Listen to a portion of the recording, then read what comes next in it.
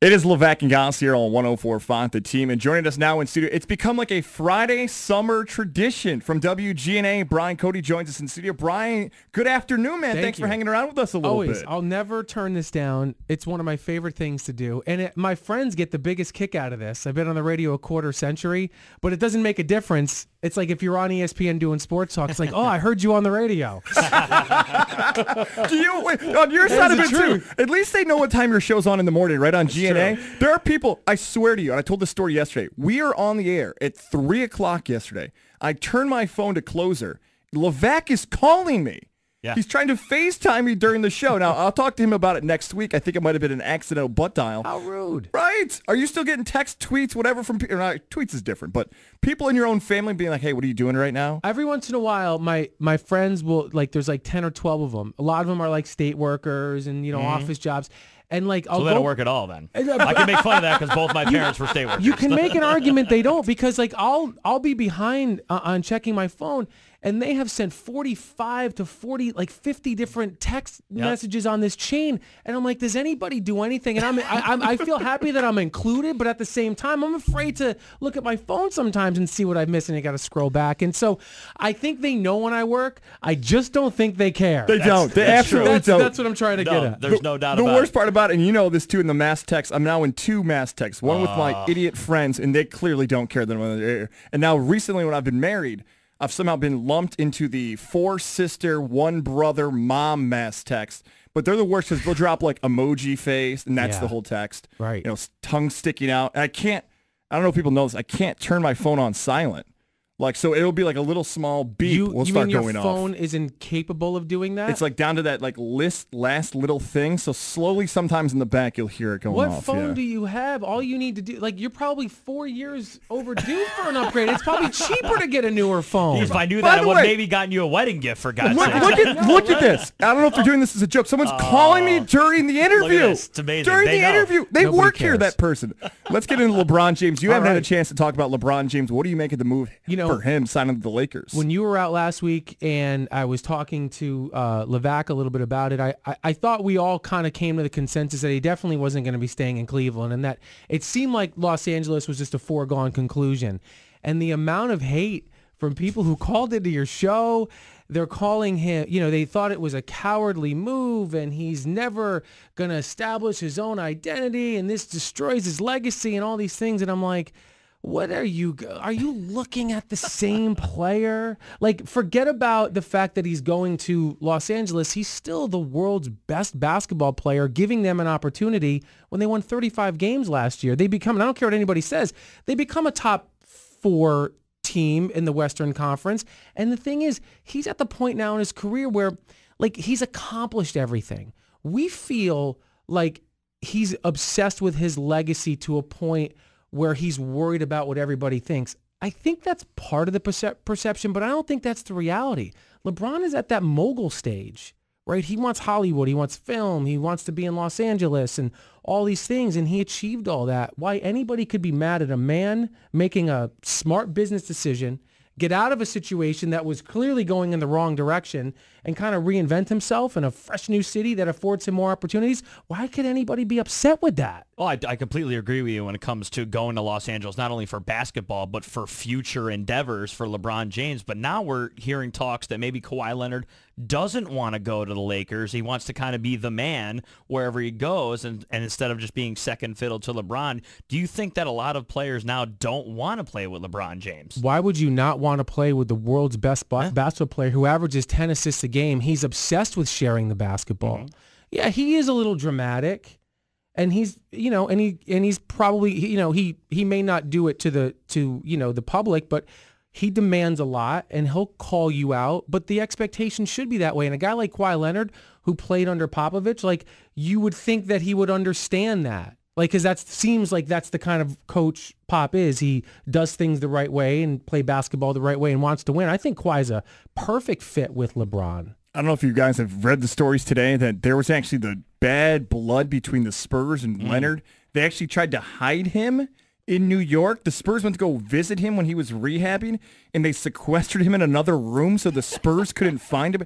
It got that bad with him. But just to Closer's point there about LeBron, I completely agree with both of you. Basketball-wise, no doubt. Like, play with LeBron. I wonder if some of these guys' egos are getting cracked because they don't want to be well, it's nobody else. LeBron's the whole team, and they kind of get looped in there, and they're like, well, if Kyrie was better, or if Kevin Love, and if Bosh. But I think if you sign up with LeBron, that's worth taking that heat if LeBron James is your teammate, because he's that good. Especially a guy like Kawhi Leonard, who looks like he seems to enjoy that. Like, yeah, he's comfortable with being the man, but he doesn't have to be. Some players have to be the man.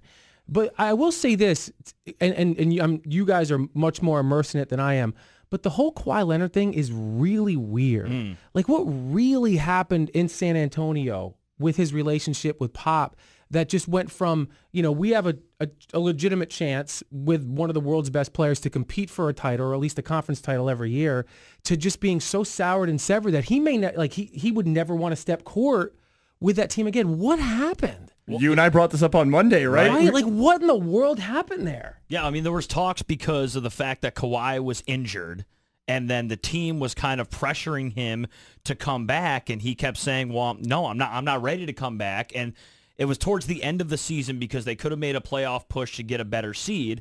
And Kawhi kept saying, no, I'm not ready to come back yet. I'll let you guys know. And then it turned into the media got in on Kawhi. And then the players had a meeting to try and convince Kawhi to come back and play. And he said he wasn't ready, even though the doctor said he was. I know.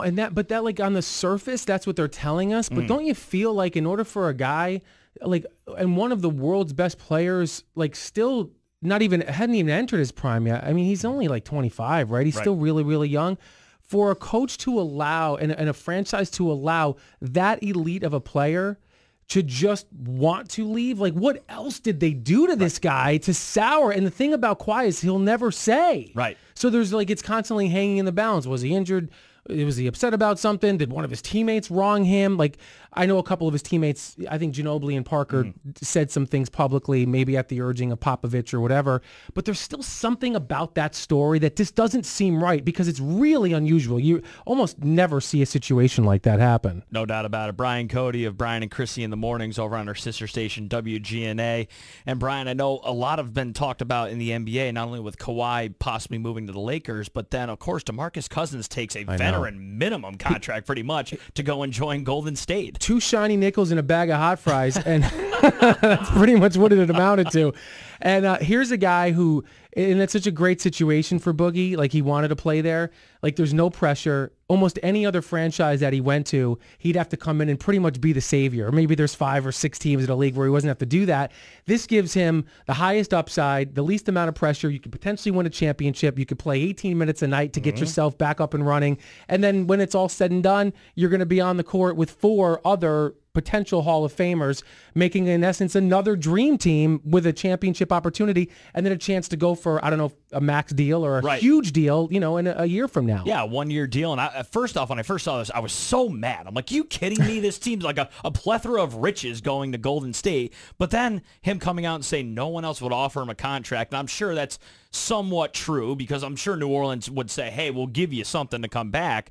But for him to take $5 million to go to 4 already all-stars on that starting roster, I couldn't be mad, even though I'm a Knicks fan and they're terrible. Yeah. It's been terrible for 30 years. But other than that, I couldn't be as upset with him. But for you, this weekend, there's UFC on. I know you got a lot going on this weekend. Your thoughts on Ronda Rousey being the first woman going into the UFC Hall of Fame? She absolutely deserves to be a UFC Hall of Famer. I wished I could have talked more about Ronda more on morning radio shows because she but it's hard, right? Like I didn't have much of a platform. I always felt that she was a little overhyped, very, very vulnerable, but the UFC did something with her that they couldn't have done with any other athlete. And they rode it to the max.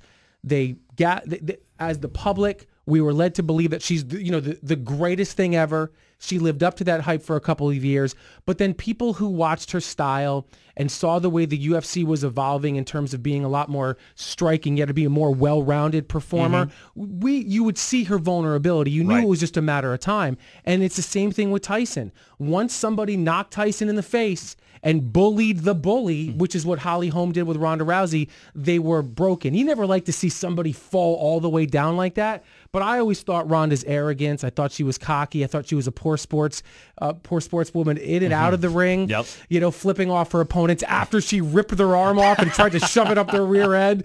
Like, you can't shake the other hand now. You know what I mean? But all of those things, I didn't love Ronda. When it's all said and done, she's an elite UFC performer, and she certainly deserves to be in the Hall of Fame. And I know Goz was talking about this in our show yesterday, and I want to get your point because you're a big UFC fan. Do you feel the UFC's having some issues now because a lot of guys, John Jones, putting him on the main card, then he has a drug problem. Then all of a sudden you have another guy, Max Holloway, coming out, then he can't make it to a fight. Does the UFC have a real issue now trying to put on these big cards? Yeah, they do. They have a lot of stars in the making, but no real stars in the now. And I just saw, breaking news within the last 24 hours that, Conor is back in negotiations to fight again. They really did put all their eggs in a couple guys' baskets, but that's just the nature of the beast. Right. They also put on a lot of shows. It was becoming saturated. Like, you weren't sure, is this one on after football on Sunday? Is this one a pay-per-view? Is this a free one? It's on Friday. It's on Saturday. So they were everywhere. Right. And I think they may have oversaturated a little bit, but everything is cyclical. It'll take a year or two maybe for some new stars to emerge, and they'll be fine. But when it was Ronda, John Jones, and Conor McGregor, and then Brock Lesnar would even that's the heyday of the UFC, at least in the last couple years, but it'll come back around. It is a little slow right now, though. Brian, Cody joining us here on 104.5 The Team, Levack and Goz, and you have a huge weekend from one show talking UFC. You have a huge show this weekend up at SPAC. Of course, Country Fest is this weekend.